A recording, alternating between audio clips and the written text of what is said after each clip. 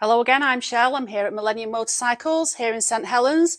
Today I'm going to talk to you about the KTM Duke 790. Enjoy!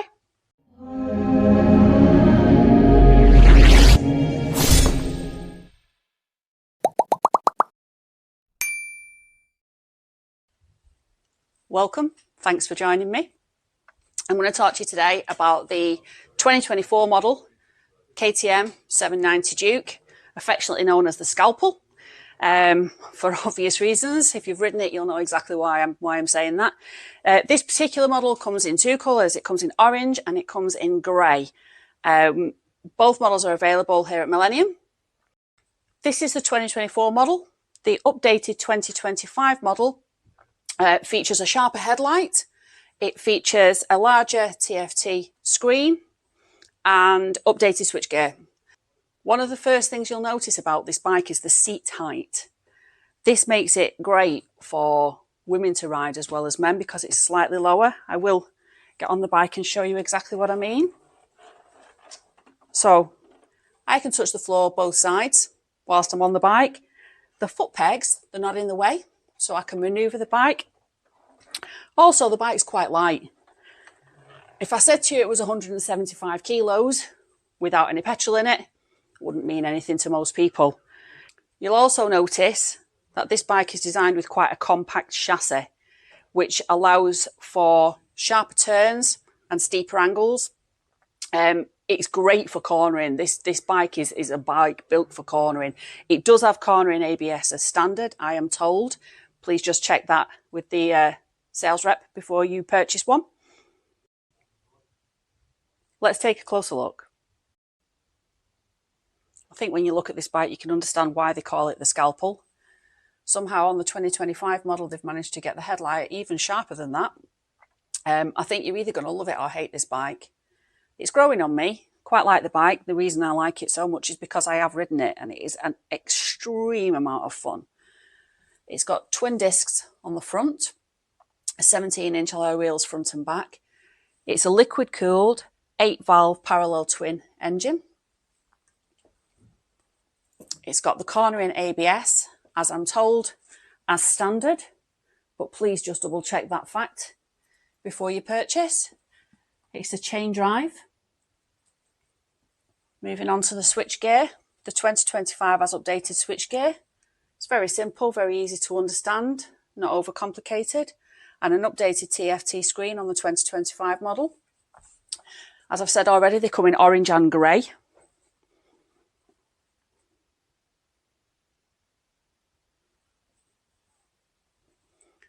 They have a short chassis, which makes them so much easier to corner. They're actually built for cornering, these bikes. They're a race style bike. You can get a much lower angle, much tighter corners, because the chassis is so light and so short. And the lower seat height makes it suitable for pretty much anybody to ride. I can touch the floor both sides on it. I'm 5'6".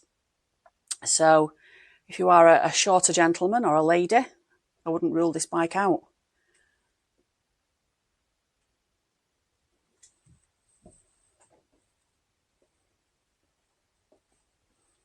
Because this is the brand new model, I can't show you the lights at this stage, but when we go out for a ride, we'll have a look around the light setup.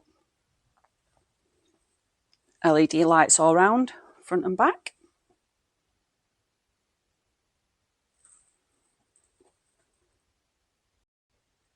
What I can tell you about this bike, now I've already ridden this bike, not this exact one, but one exactly like it. It does have quick shift. Now, if you've ever ridden a bike with quick shift, you will understand how much fun that really is. I am really looking forward to riding this bike again and talking you through the ride. There are a ton of extras you can buy for this bike. You can switch out the exhaust. I can't even mention, there's a couple of hundred additional extras or swap outs that you can do when you're configuring this bike when you buy a brand new one. I'm not going to spend much more time talking about this bike because I think the ride says more than I can say. I've ridden this bike already. I am excited to ride it again. Let's go.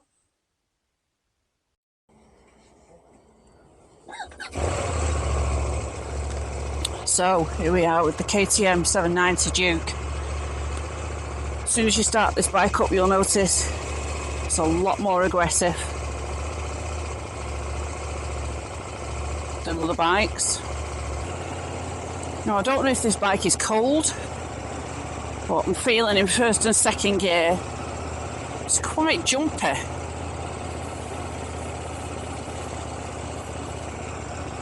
It's not running smooth. Whether that's a bike issue personal to this bike, or whether the bike just needs to warm up, I'm sure we'll find out.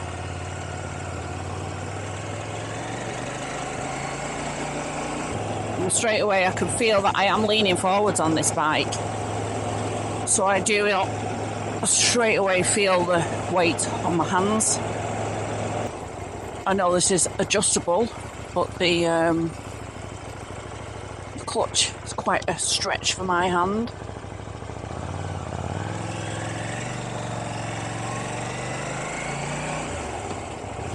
But I do know that you can adjust these things.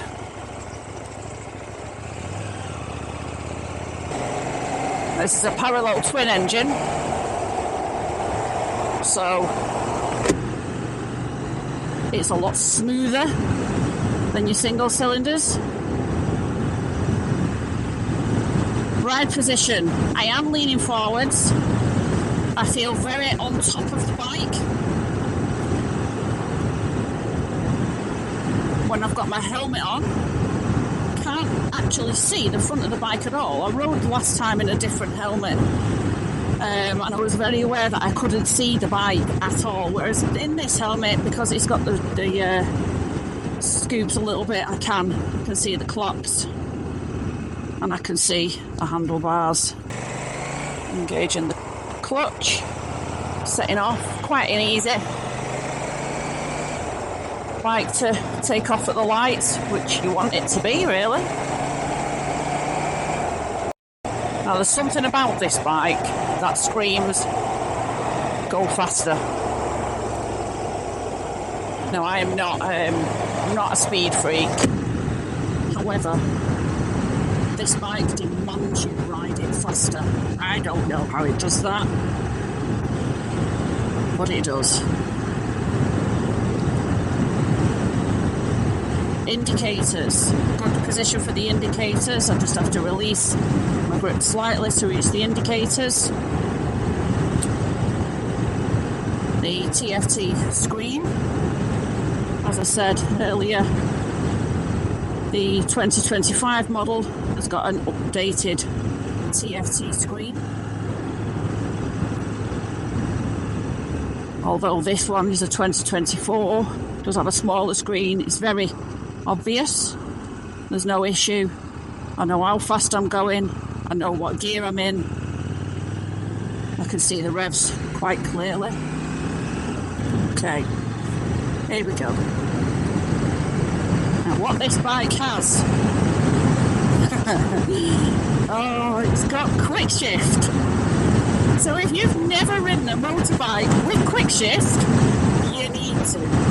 It is something else altogether. So up and down, 2 gears, effortless. You don't need your clutch, which is a good thing in my opinion. So like a racing bike, shifting up and down, so you're not pulling on the throttle too much, so there's no jerk to the bike. Well, I'll play around with this as we go along. So my first observations are with the brake pedal and the gear shift. They are too far in for my comfort. Again, as you're riding, this is something you're going to get used to. You're going to get used to that. You will soon get used to turning your foot inwards slightly.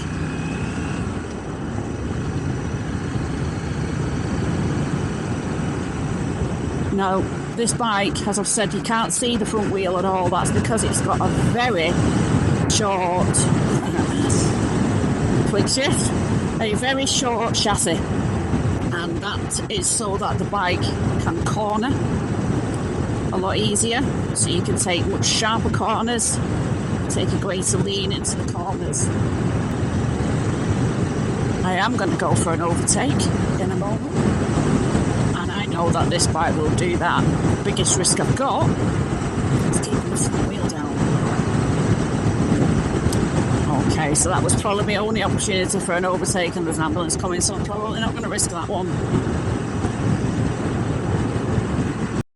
Razor sharp front end on this bike. Now, I don't know what's different about this bike. There is no screen, no fairings. It's a naked bike.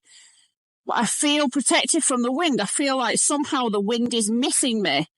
Whether it's the ride position slightly forwards, a little bit more aerodynamic, or whether it's the bike's aerodynamics that are creating the wind vortex around me. But I'm on the dual carriageway. I don't feel like I'm hanging on to the bike. I feel like the bike is comfortably taking me with it. Wow. Okay. That's insane. Absolutely insane. So I didn't give the throttle everything, because I feel that this bike will, with the front wheel, didn't want to be doing that. So I did gradual acceleration up to the speed limit. Now, missed my turning, got lost again. To be expected, really.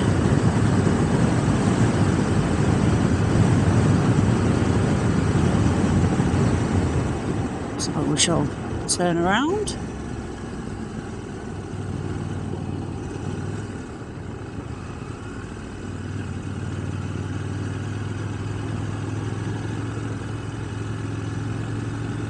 Now I see what they mean about the lean angle. Okay, into the corners. Beautiful. As standard, there are 3 riding modes that can be found in the main menu. There's Street Rain and Sport mode. If you want a track version, there is an optional upgrade to track mode.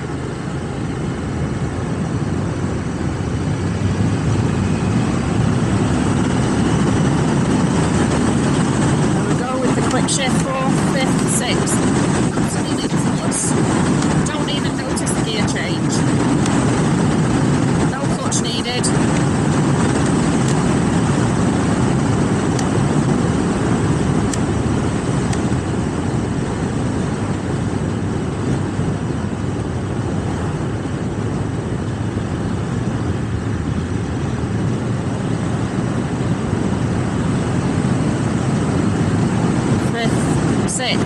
Perfect.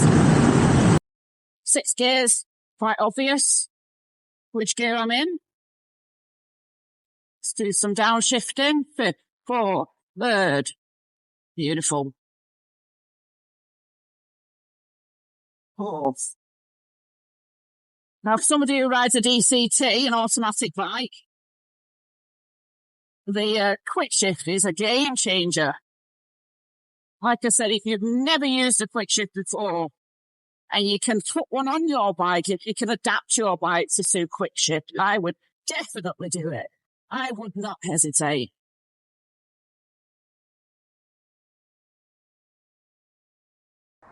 So I'm back here at Millennium with the KTM. We had to cut the ride short because the camera went flat, but I think we've got enough. What I've been told is that if you are 6'1", that this bike is very windy. For me, 5'6", 5'7", absolutely fine, not a problem at all. I found that there was a wind vortex around me and I felt very protected. I was sat up on top of the bike rather than sat in the bike. I felt the biggest issue was to keep the front wheel down. So just a gradual takeoff. Maybe this is easier for somebody who's smaller to ride, a lot more comfortable. I was happy on the bike. The quick shift is just excellent. The low end first and second gear when the bike is cold, I do believe that it is common with the 790 Duke. The 790 is A2 compliant, so it's just a software upgrade for A2 compliant or an A license. You can switch that as your license changes if you need to. All in all, I actually quite enjoyed the bike. I felt like this bike was a lot of fun. It's not the fastest bike on the planet, but it's certainly got enough. So if you want a bike that's going to make you feel a lot more confident, razor sharp cornering, I completely understand why they call it the scalpel. I felt like the corners were just like it was cornering on rails. And this bike does scream, ride me harder. What else can I say? There's a lot of plastic, it's quite a lightweight bike. Thoroughly enjoyable ride. Pop yourselves down to Millennium, take this demonstrator out for a test ride. Next up will be the Royal Enfield Gorilla 450. So tune in for that. See you later, love you, bye.